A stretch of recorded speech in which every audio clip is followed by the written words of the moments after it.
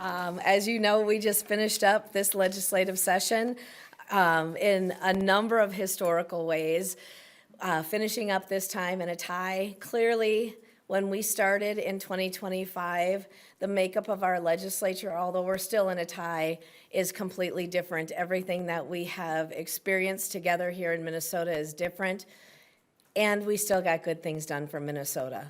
Last year, we had the largest spending cut in Minnesota history.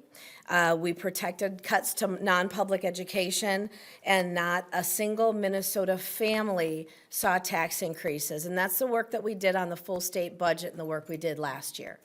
This year, I'm really proud to tell you, though, that we still delivered many good things, working together in a tie. What I will say about working together in a tie, I think we can bring some of these things forward regardless of who is in the majority next year. Our chairs, our co-chairs have learned to work together. We have clearly not agreed on everything. Sometimes it felt like nothing, and yet we still got the work done well, and we got it done on time. And those are some of the lessons I want us as a legislature to continue to take forward. What I will say, though, is our top priority, because of the level of fraud here in the state of Minnesota, was to pass that Office of Inspector General bill. That was our House File 1. That was something that we came into 2025 wanting to do, to make sure there was an independent office that would finally help root out and stop the fraud in Minnesota.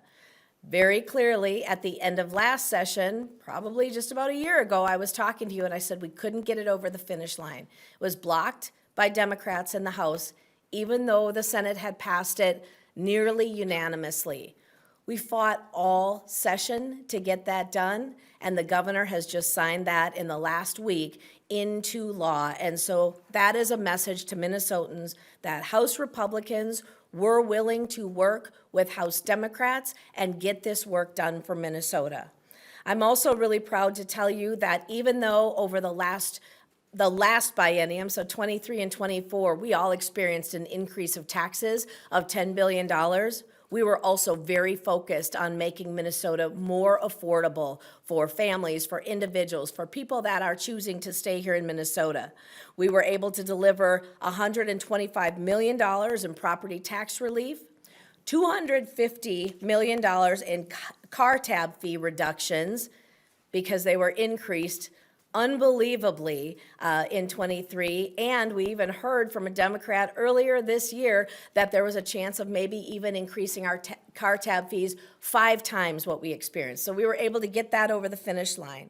We created that uncompensated care fund that will help hospitals. We have funding of $205 million for HCMC, and also a reserve after FY 27, should any distressed hospital need it. Obviously, there's going to be some proving of that, but another safety net to really say, here in Minnesota, we are committed to the importance of HCMC and all of our critical access hospitals.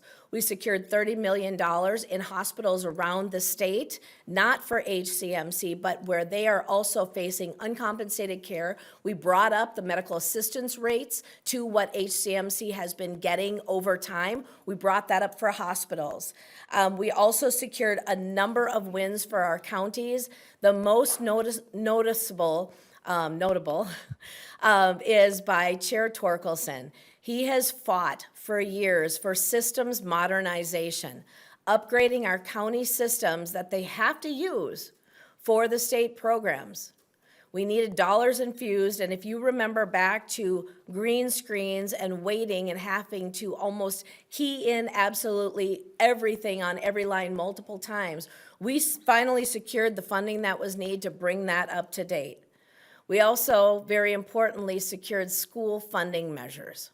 We have the anonymous threat reporting, mobile crisis grants, and school-linked mental health. We have heard from schools across the state how important this is to help our kids. We secured a large package also for public officials' safety here at the Capitol, the judicial branch, something that was worked on through the interim, and then also as we got into session, we were able to secure that. And then we secured $1.2 billion in our infrastructure with our bonding bill, the capital investments. That's roads, bridges, wastewater, the things that Minnesotans depend on in our communities.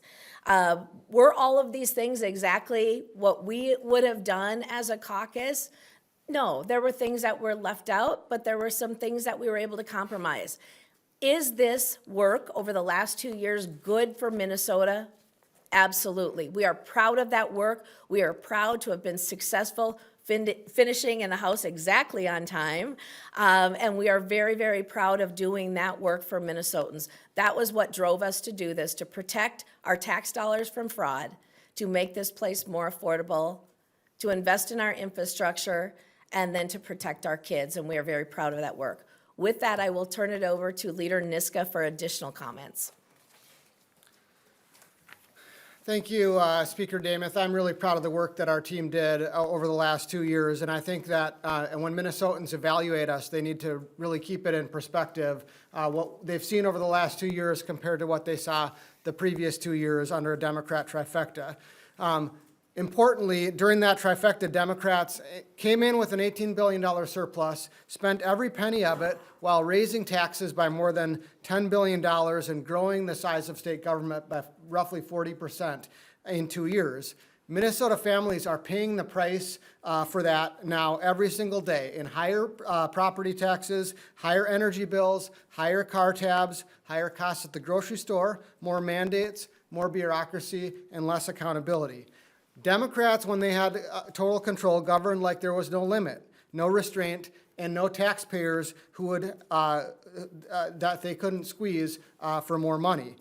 That's why voters put House Republicans back at the table and put us in a tie in the Minnesota House. And as a result of that, we saw enormous changes. For 2 years, House Republicans have been a firewall for Minnesota taxpayers against continued efforts to raise more and more taxes by Democrats. Last session, Republicans forced the largest reduction in government spending in state history. We protected non-public pupil aid after Democrats tried to threaten to balance the budget on the back of families with kids in non-public schools. We passed a budget where not one Minnesota family paid a tax increase despite Democrats spending the previous 2 years hiking taxes and proposing more and more tax increases. And then this session, we continue to clean up the financial and operational mess that Democrats created when they had their trifecta. We blocked billions in new Democrat tax increases that would have hammered working families, farmers, retirees, and small businesses who are already struggling to keep up with rising costs. We dealt with the massive sticker shock that Minnesotans are facing from car tab fee increases that were authored by Democrats. We fought for $250 million in car tab relief. We wanted more. We wanted to go back to what the car tab fees were before the Democrat trifecta, and we wanted that done permanently. Democrats agreed to one-time car tab relief, and as you've heard when they're discussing this issue, they're promising to bring them back up in the future because they think it's important that Minnesotans pay more for their car tabs.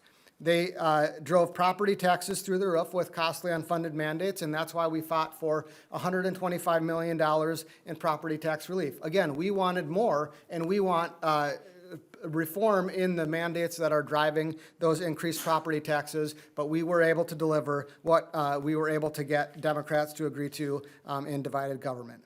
Democrats have made Minnesota less affordable, and we've been fighting every day for the last 2 years to stop them from making it worse and to bring Minnesotans relief. In addition, while Democrats ignored repeated warnings about fraud, about broken systems, about failing technology, Republicans fought for reforms on all of those levels. We delivered major county IT modernization investments, as Speaker Demuth referenced, to improve services, strengthen accountability, and help catch fraud.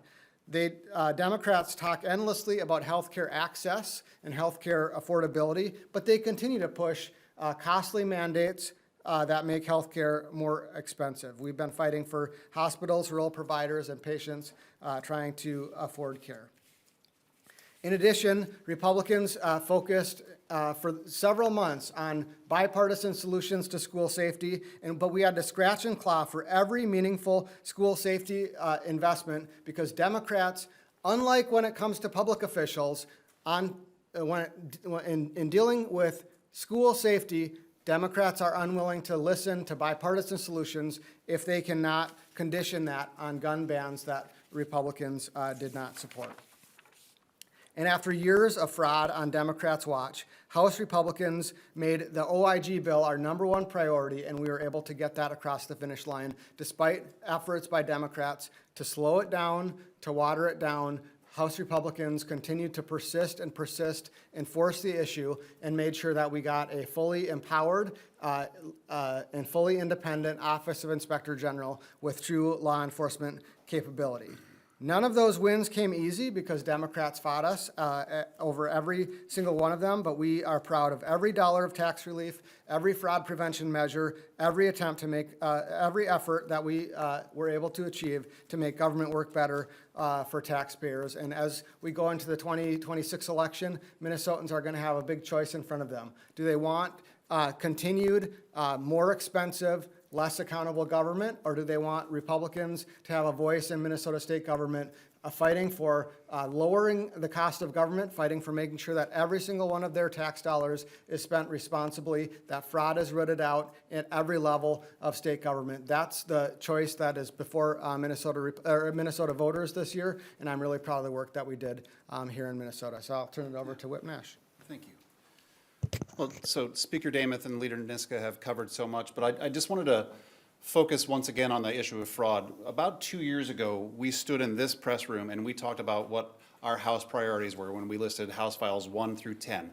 It is important to note that House Files 1, 2, and 3, both in part and totality, have become law. Republicans have been singularly focused on reducing fraud in the state of Minnesota. We have seen pushback after pushback, and as also the chair in state government finance, it took 4 times to move the OIG bill out of committee. Why? Because Democrats kept saying no and pushing back and saying no, and we found out that not everybody really wanted the OIG bill to become law. What we find when we talk to people out in our district is that they are tired of fraud, they are tired of the waste, they are tired of the excuses. We have to take fraud seriously, and under the leadership of our team in the House, we've seen that become law. That is probably one of the most singularly interesting pieces of legislation that we've seen become law. Republicans said we were going to do it, and we tackled it. Beyond that, I think everything that has been said is super important for the people of the state of Minnesota to remember that Republicans were, again, singularly focused on what is expensive in your life, what government has been doing to you for the last number of years. We came to the table, we fixed the problem. Questions? It sort of sounds like you guys are declaring victory. I will say that Leader Stevenson sounded maybe more frustrated, sort of like what we didn't do. I don't know, care to reflect on that? Do you feel like you came out on top more than they did? And how is that? I mean, he was talking about like he's gonna pitch the voters on the future of the elections, about the future. It sounds like you guys are pitching more than look what we did now. Well, I think what we did, and I think if you're going to declare a winner out of this session, it's Minnesotans. When you look back at the end of the 24 session, 23 and 24, Minnesotans were not the winners. They were overtaxed. Our state budget was exploding. There were clearly no fraud prevention or anything to really protect taxpayer dollars, and it was just kind of a blank check at the expense of taxpayers. And so I think the wins for Minnesota were made. And what we will do, as you heard Leader Niska talk about that, is know we did the right thing for Minnesotans and know that Minnesotans in the future can expect a House Republican majority to lead well. And we've got a way that we can work together with our colleagues, whether we are on the same side of the aisle or not, and we can lead well. And that is what I think Minnesotans are actually the winner on, both what we've done and then the plans that we have for the future. Democrats were pretty clear that they're gonna campaign on the guns and on Operation Metro Surge. To what extent was not allowing floor votes at the end based on, protecting members that may be in swing districts or taking tough votes? Yeah, I think it's important to recognize, and you heard kind of the push that was pushed by the Democrats about the votes.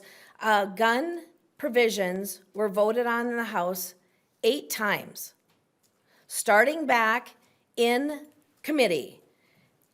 February 24th, House File 3433, it was a semi-automatic rifle ban, failed. House File 3402, magazine ban, in committee, failed. The 25th of February, House File 3351, preemption repeal, failed. Same date, House File 3401, school carry repeal, failed. March 5th, House File 3357, capital carry ban, failed. And then there were 3 urgencies taken up on the House floor. That also failed. So to say that votes were not taken is very misleading, first of all.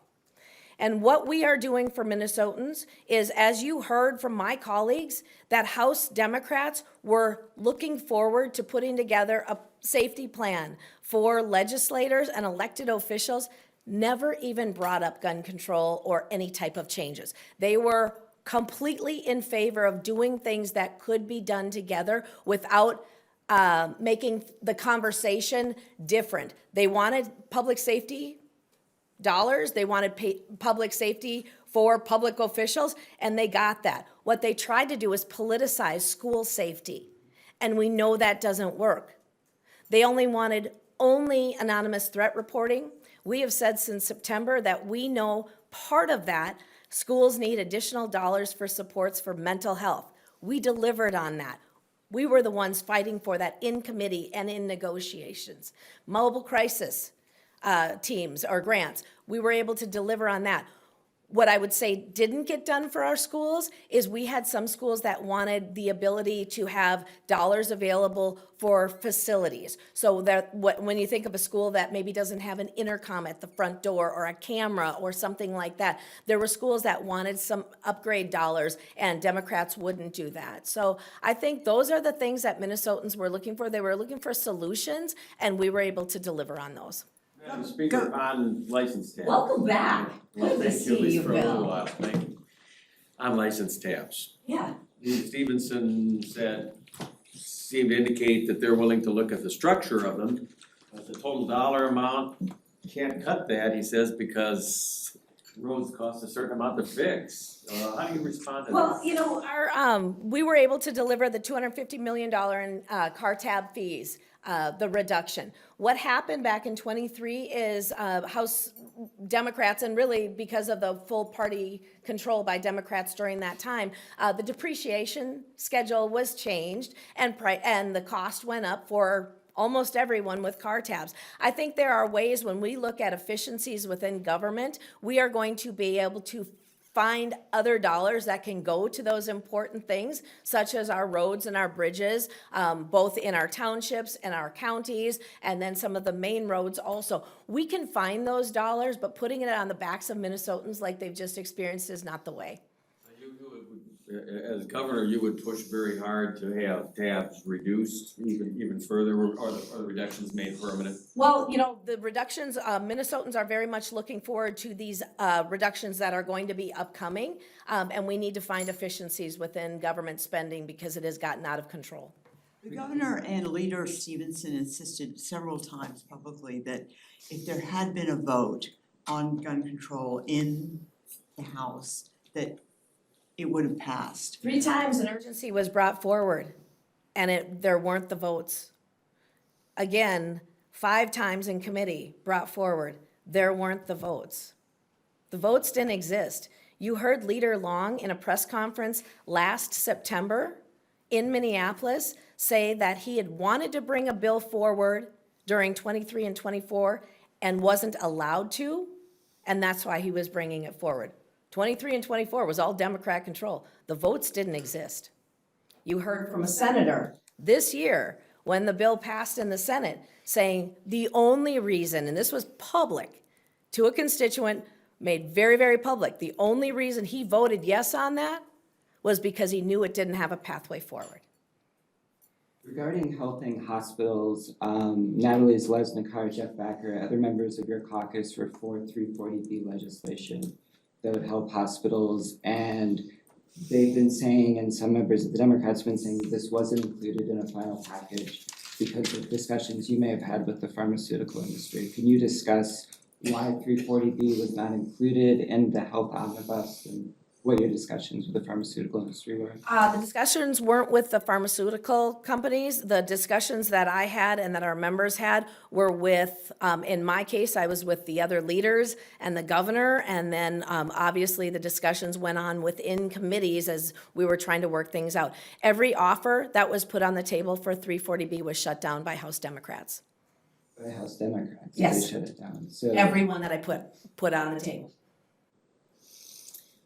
Speaker Dameth, you were able to successfully negotiate a budget agreement again this year. Are you concerned that your ability to do so might hurt you at the Republican convention in a few weeks, for folks who don't want compromise but want, change? I think the changes that we have been able to bring forward in a tie have been very good for Minnesota, and I'm proud of that work. What I will say is Minnesotans overall are looking for their legislators to be able to work together and to get good things done. And I'm both proud of that work, and I will continue on with that work. I think we have to come to a place in our state and our country where Democrats and Republicans can have civil conversations. The tie both allowed us to do that, and it also forced us to do it, to prove that it could be done. And Minnesotans are looking for people that can work together and get good things done for our state. One more question. We did ask some of the other leaders just about transparency stuff, a lot of this stuff came together and behind the scenes, we were talking about bonding and things we didn't even really get to read before it came to the floor for a vote, and some Senate leaders have expressed a reasonable amount of frustration with that. And can you touch on kind of why that's the way that things are operating, and should there be changes? Sure. So you saw in the House something that hasn't happened for years. We passed more individual bills through the House than has been done in a number of years. Part of that is when I think back to the last night of session of 2024 and the 1,400-page bill, that was not something I was going to do. We all have a calendar and a clock, and we know time runs out, but I was not going to just package one huge thing, which is why there are some bills that were sent over from the Senate that were omnibus bills that we didn't take up because we weren't going to do that. As far as the negotiations, you watch Democrats and Republicans in every single one of our committees negotiate in public on everything because of the tie. Obviously, a gavel is switching, Democrat, Republican, every other meeting, but things were negotiated all the way through. Are there things that have to take place at the end when the governor comes in and wants to work on some of those things that maybe get stuck? Yes, there are.